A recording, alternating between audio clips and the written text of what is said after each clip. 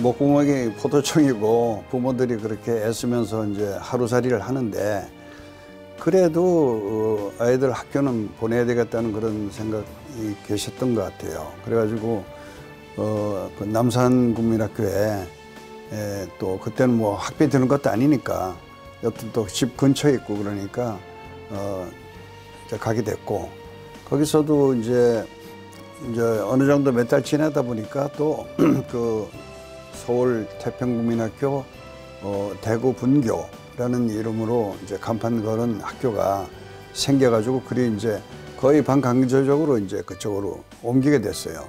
그래가지고 그때는 뭐 교육 정책이 그렇게 하기로 했는 모양이에요. 서울서 온 사람하고 분리를 시켰나 봐. 그래가지고 그 서울 피난 대구 남산 국민학교였습니다.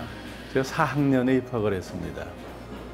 근데 얼마 있더니 대구 피난, 서울 피난 대구 성남국민학교로 이름을 바꿨어요.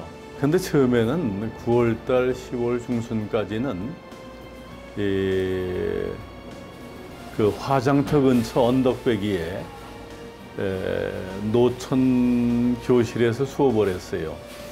말이 노천 교실이지 그냥 언덕에 큰 나무에 칠판을 걸어놓고 선생님이 거기서 학생들을 가르치는.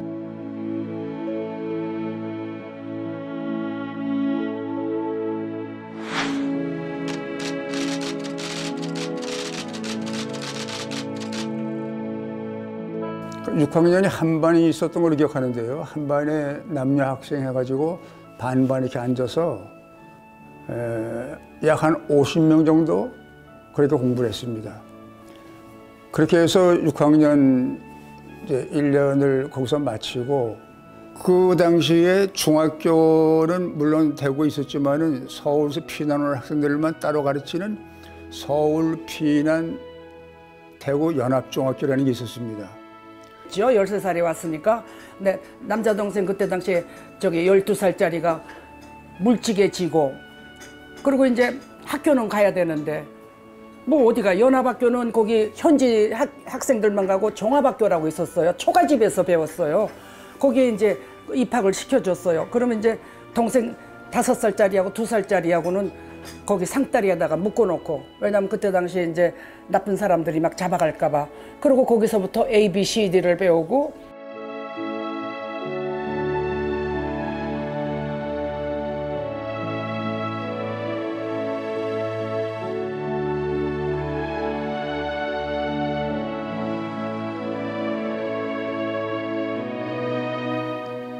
제 기억으로는 남산동인가 거기에 있었고 그 학교 바로 옆에 경복여고가 있었습니다.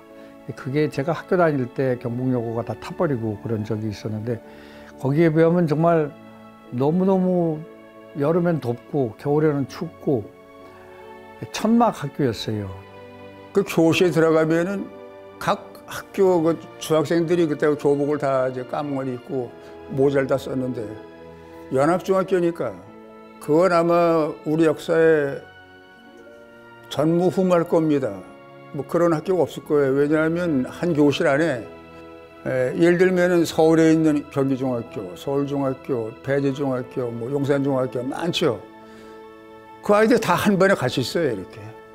그러니까 학교 자체가 학교가 아니고 사람이 생기가 도는 자리입니다. 그리고 한 방에 많은 어느 방은 110몇 명입니다. 그러니까 긴 판자떼기 하나 위에 앉는 줄이니까 4명인가 5명이 한쪽에 앉고 양쪽입니다. 가운데 있고 그렇게 앉아가지고 20줄이 5명이더라도 20줄이 넘어야죠. 거기다 칠판 걸어놓고 그러니까 뚜껑만 있지만 옆은 그냥 환하게 극하다가 그 선생님들도 굉장히 열의가 있었고 그 피난사리에 아무것도 없는데 아들을 가르친다는 거 거기가 보금자리고 거기서 깨우치고 배우고 그 선생님들이 그 입으로만 책은 없이 그리고 그때 부독본 이런 걸 어디서 교과서 배분도 잘 안 되고 이럴 텐데 음악 시간 미술 시간에 그 사람들의 그 또 열의라든가 1952년 대구 연합중학교 3학년에 전학해서 공부했었습니다. 3학년 당시에 제가 배우기 시작한 악기가 바로 이 하모니카입니다. 일생 동안 제 취미가 된 악기가 되었습니다.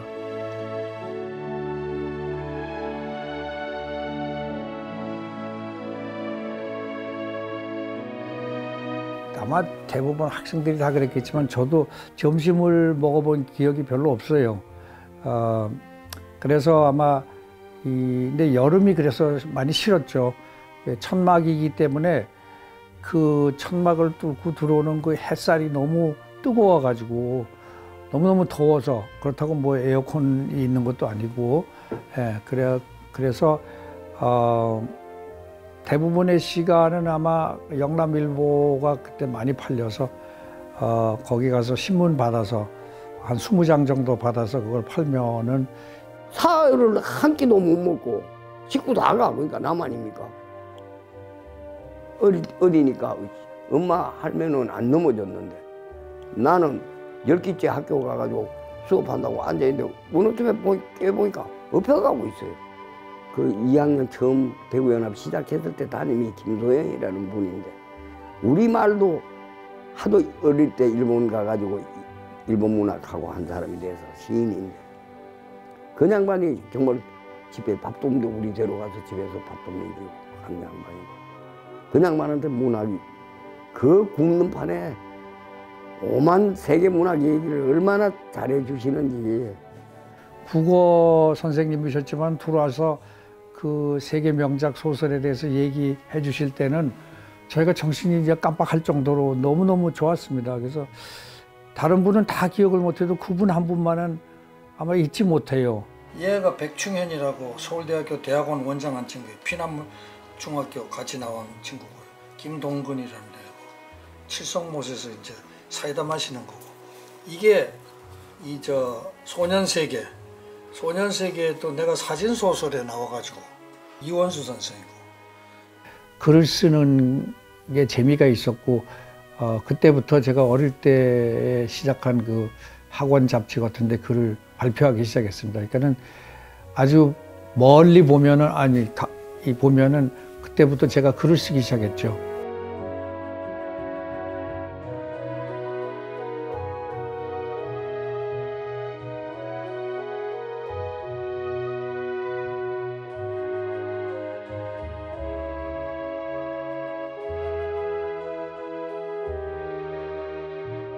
한국 전쟁 중 피난 시절에 피난민 학교가 세워진 것도 참 고마운 일입니다.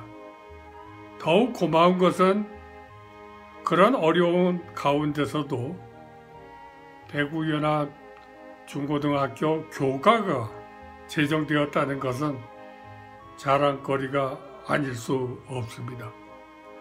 조지훈 작사의 그 노래 글은 참 의미도 좋은 노래 글이었습니다. 그 글은 입수가 되어 있지만 악보는 입수가 되지 않아 가지고 기억에 의해서 체보된 악보를 근거로 해 가지고 제가 하모니카를 불러드리겠습니다.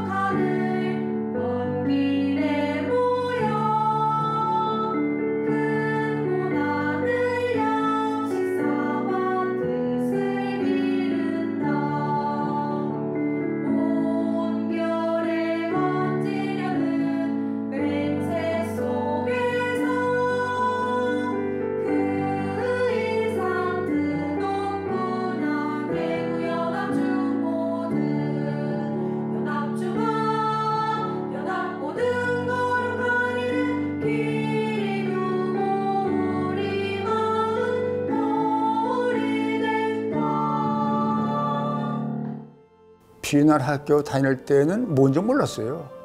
아니 뭐 가라니까 가고 어릴 때니까.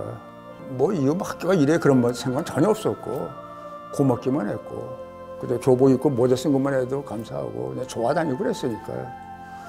그때는 몰랐지만 이제 나이 들고 보니까 나중에 나이 들고 보니까 야 그래도 참 나라라는 게 고맙다. 대구 시민 전부가 그 각 학교가 분담해 줘서 낙제 안 하고 1학년, 2학년, 3학년 다 낙제 안 하게 분담을 다 해줬거든요. 각 학교가 그 분담해 준 것 때문에 대구연합에 올라가가지고 자기 한 학년씩 다 올라간 학년으로 이제 댕기는 겁니다. 낙제 안 하고. 그 열기는 세계 자랑해도 될 만큼 학교라는 건 저는 지금도 그렇습니다. 선만 그어놓고 이게 학교다 그러고 나뭇깨기도 선생님이라고 모시기만 하면 교육은 일어난다. 서울 피난 대구연합중학교 이름이 좀 너무 길지만 거기에 대한 기억들이 참 좋게 남아 있습니다. 아마 그 학교가 없었으면은 아마 적어도 제가 학교를 제대로 다니기가 힘들었을 거고 만약에 나중에 서울로 환도를 했다고 해도 아마 적어도 1, 2년은 아마 늦게 되지 않았을까. 그래서 저는 서울 피난 대구연합중학교에 대한 아주 고마운 생각이 있고요.